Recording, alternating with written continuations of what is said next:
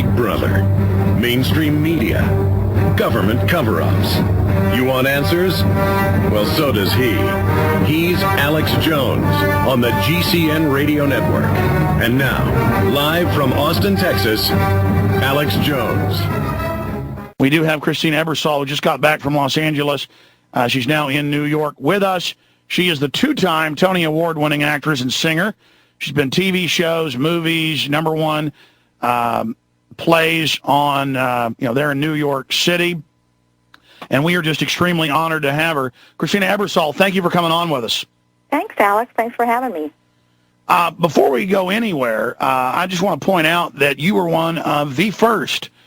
After Charlie Sheen went public, he is the first, the trailblazer, from Hollywood, to go public. And then you were pretty much the second person who had so much to lose and were demonized in the National Enquirer and Page 6, New York Post, and TV and radio. And you were a stalwart, and you marched with us about a year after that, last year in New York. And Christina, we really owe you a debt of gratitude, Christine, because it is just so amazing what you've done. And I know you don't want kudos, but just that spirit of liberty and truth that you showed is just another example of stopping these people. Well, I think it's really just sort of a matter of not being afraid of who you are. That's really kind of what I think about it.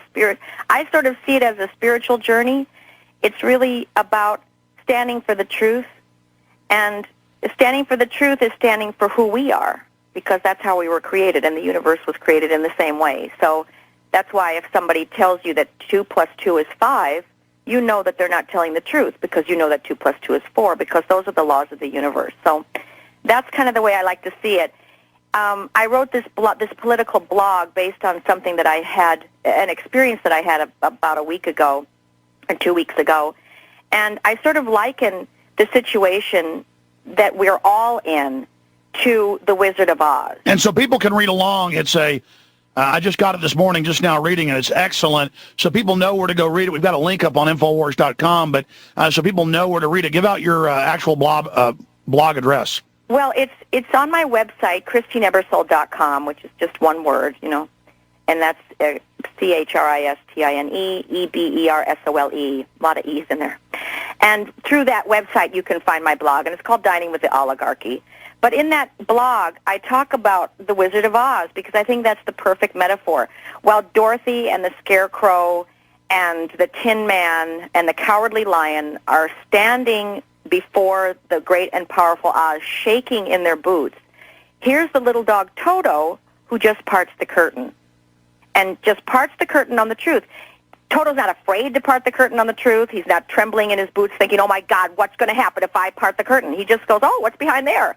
And I think that's what we have lost in this culture that's so inundated with propaganda and this very, very subliminal message of relinquishing control. Because when we know who we are as spiritual warriors created in God's image, when we know who we are and we're not afraid of who we are, just like animals are naturally. Animals know who they are just naturally. I mean, they don't even think about it. That we can stand for the truth and not be afraid. So that when somebody says, like I said, oh, 2 + 2 is 5, you go, well, no, it's not. It's 4. Because I know that, because I'm familiar with the laws of the universe. It's that kind of thing. So in this particular case, in this blog that I wrote, Dining with the Oligarchy, I ended up at this luncheon where I was seated next to Bill Donaldson, who was the chairman of the Securities and Exchange Commission and was on the committee to re-elect George Bush, and was, I found out later through Googling him, was, Skull and Bones, and a member of the Council on Foreign Relations. But at the time, I had met him at this party from last summer, so I kind of I didn't really, I knew his face was familiar, but I didn't connect all the dots. And then when he told me about leaving Washington, I said, oh, that's right, you were chairman of the SEC, So we started having this conversation. But what prompted it was he told me that he had been down to hear Barack Obama speak. And he said that he really appreciated his economic policies. And I said, well, what did he say? That he was going to get rid of the Federal Reserve and the IRS And he looked at me kind of strangely, like, well, what do you mean? I said, well, that's not even ratified. I said, the 16th Amendment isn't even ratified. The federal tax was unconstitutional. Then when I realized who it was, I just patted him on the shoulder. I said, but you know that.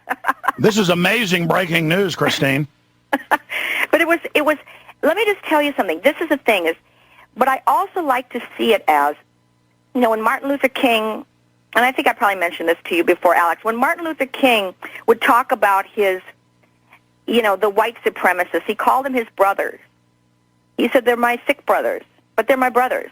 See, because it's really the brotherhood of man. We know that we are all, when we start thinking other, that's exactly what the New World Order power elites want us to think. That's what I was saying last hour, that even if the police think that it's them against us and then us against them, they're with the commoners whether they like it or not. Yeah. And just to interject that's another thing is that, whenever I hear whenever I'm in the train station and I hear, if you see something suspicious, any suspicious activity, which just drives me nuts because I've called these phone numbers before when I'm on the train and I'm just so sick and tired of hearing this psyop, fear propaganda.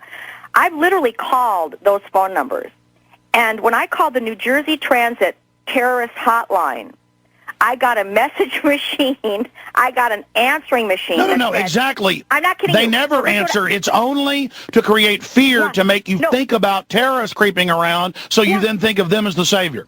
Yeah, so exactly. That's giving your power away. So when I called the message machine, it literally said this, Alex. It said, if you have any suspicious activity, press 1. For ticketing, press 2. I'm not kidding you. So I press 1, and I leave a message. And I say to these guys, I say, hey, listen, you have any handbooks or anything? Because, I don't know, what am I supposed to look for? What is a terrorist? What am I supposed to be looking for? So I was just wondering if maybe that'd be something I could put out to you guys. You might want to have like a handbook or something on who to look for terrorists. I mean, and I said, have a nice day. And I went, oh, no, I mean, have a safe day. Because, no one says have a nice day anymore. They all say have a safe day. But anyway, getting back to Bill Donaldson, this guy is a nice guy. He's not a bad guy.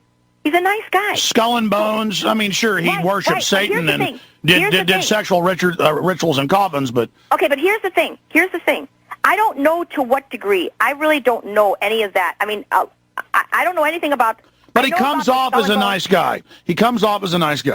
Right, he does.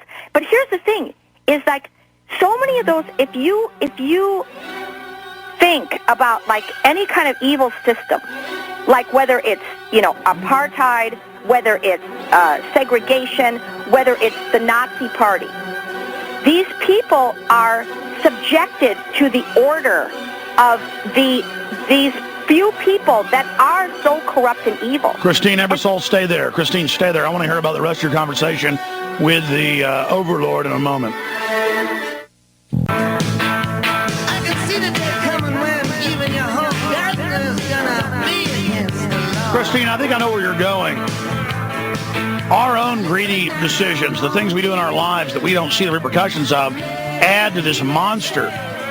And then even a lot of the servants in the system have some humanity left and probably don't like what's happening, but they're part of a system of fear. And I think that is the case. But when you're talking about Securities and Exchange Commission former chairman, Skull and Bones, remember when Bush appointed him, you're talking about a very powerful person. This is big news. Please continue. I think that's another thing is that you have to understand that, when you're talking about emotional intelligence, that doesn't know any social order.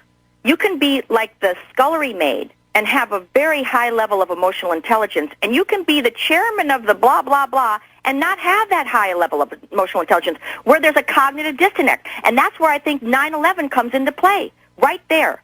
Because people, I think it has a level of emotional, you have to have a certain level of emotional intelligence in order to connect to the events. In other words, what happens is to most people, they have a cognitive disconnect. They cannot believe because they've co-opted their own power for security and safety, and they've reduced themselves to the mind of a child. That's what sheep do. It's reduce yourself to the mind of a child, so then you don't take any power or responsibility for your own personal and individual freedom. So I think what was happening with Bill Donaldson, who was a very, very nice person, but what happens is it's the brainwashed that are brainwashing. It's there. Even people at the highest perceived highest levels are just doing what they're told. Well, they're also good. They're also good actors. But somebody at that level position is on the inside track. I'll just tell you because I know how the powers. I understand that. But well, I mean, tell us the rest of the story. What happened? What happened? Well, what was interesting. What happened was, I said to him, like how he was like basically he literally said, "Your thoughts are mind-boggling," because I don't believe that he thought that he'd be sitting next to an actor at a luncheon, talking about these things at such great length.